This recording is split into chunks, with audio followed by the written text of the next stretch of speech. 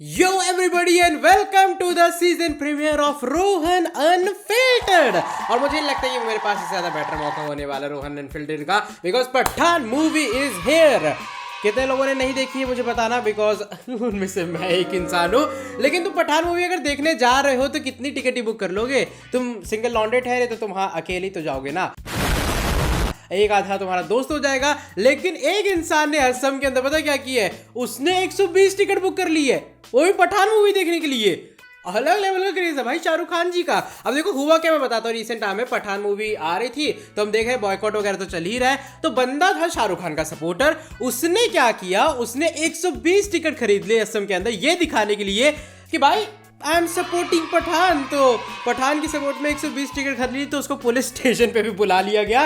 Police वाले कहते बेटा आओ, इतनी टिकट कहाँ खरीद रहे हो, कहाँ बेच रहे हो, कहाँ ब्लैकमेलिंग चल रही है। तो बस इसी सीन के अंदर उस बंदे को थोड़ा बुला वगैरह भी लिया गया था, लेकिन कुछ ज़्यादा क्रेजी सपोर्ट नहीं हो गई है। मैं तो कह रहा हूँ एक आधी टिकट मेरे नाम पे बिक जाती तो अलग लेवल की इज्जत बढ़ जाती समाज में। लेकिन वो छोड़ो, कई जगह से खबर ऐसी भी आ रही है सामने कि पठान मूवी देखने कोई गया नहीं है। हाँ ऐसा कुछ खबर आ रही है, मैंने देखी कुछ वीडियो क्लिप वगैरह, तुम भी देखोगे तो मिल जाएंगी। बताना लोगों का ऐसा है कि दिल्ली एनसीआर साइड में ज़्यादातर जो पठान मूवी का वेन्यू है उसमें खचा भीड़ नहीं दिख रही है, क्योंकि बताया ऐसे जा रहा था कि भैया एडवांस बुकिंग पे एडवांस बुकिंग, पैसा पैसा छाप रही है पठान।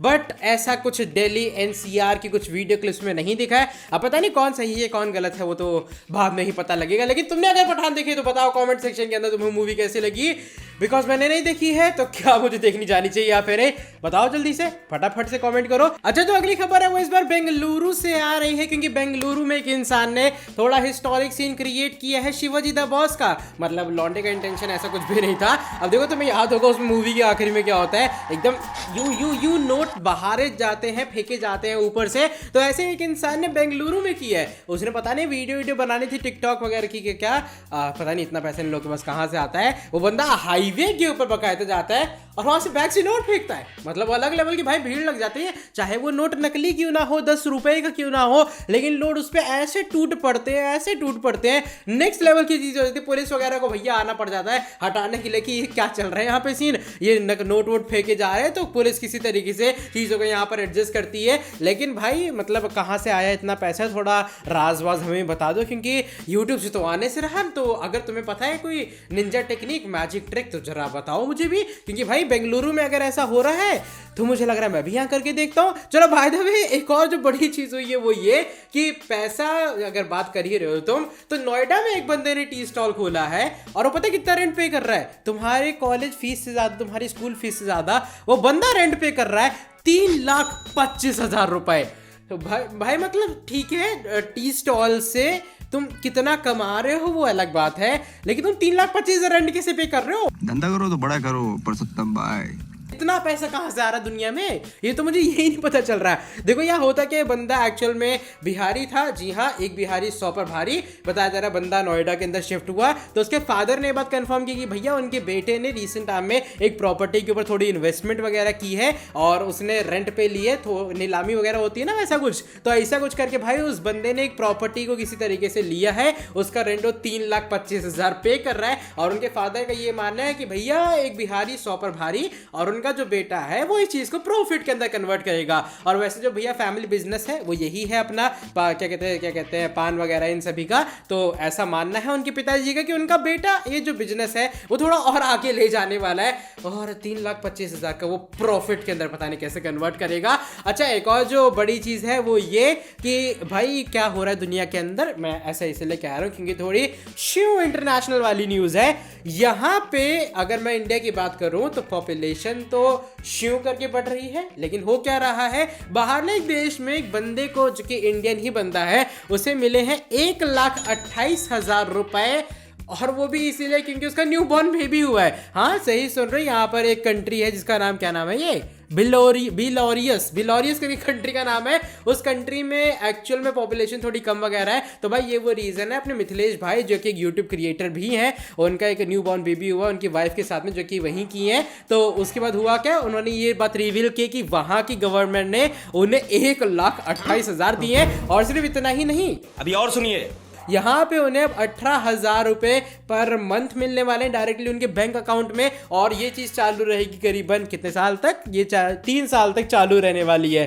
तो मिथिलेश भाई क्या कर रहे हो, नंबर बता देना, मैं बता दूंगा तुम्हें इंस्टाग्राम पे, कॉल वॉल करो, हम भी थोड़ा आए घूमे। नहीं सही है ना, इंडिया ठीक है, अपना इंडिया भारत देश महान, लेकिन बेलोरियस घूमने में क्या जा रहा है, 1,28,000 मिल जाएंगे। चलो जो इसके बाद जो अपनी अगली न्यूज़ है या फिर कह लो चीज़ है, वो कुछ टिकटॉकर मीम्स वाली चीज़ है।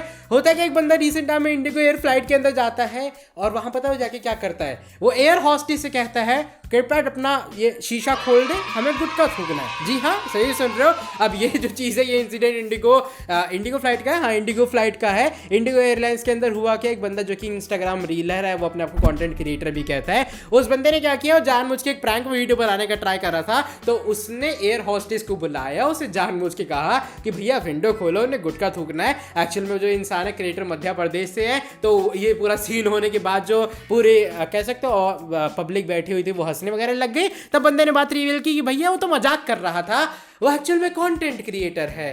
तो ऐसा कंटेंट कहाँ बनता है, कौन अपने आप को कंटेंट क्रिएटर कह रहा है वो मुझे नहीं पता, लेकिन ये इसे भी कंटेंट कहते हैं आजकल के ज़माने में। हाँ सही सुन रहे हो। अब देखो तुम लोग जोमेटो से अगर खाना मंगाते हो तो कब तक मंगा लेते हो, मैं कितनी दूर तक मंगा लेते हो, मेरा कहने का मतलब ये, क्योंकि अगर तुम यहाँ से अगर मैं 5 किलोमीटर की बात करूँ ना, ये लोग इतना चार्ज कर लेंगे जितने का खाना नहीं होगा। हाँ सही सुन रहे हो, जोमेटो या फिर जो भी ऐप है डिलीवरी वाला, उनका ये सीन रहता है। लेकिन भाई ये हुआ क्या रिसेंट टाइम में, मुंबई के एक ड्रंकन वुमेन ने ऑर्डर किया बिरयानी, वो भी बेंगलुरु से। हाँ सही में उसने ऑर्डर किया बेंगलुरु के एक रेस्टोरेंट से मुंबई आने के लिए बिरयानी, और वो बिरयानी पहुंचेगी अगले दिन दोपहर को, जो भी टाइम 3 से 6 या फिर जो भी जोमेटो वालों ने टाइम दिया। लेकिन देख रहे हो state to state biryani transfer हो रही है।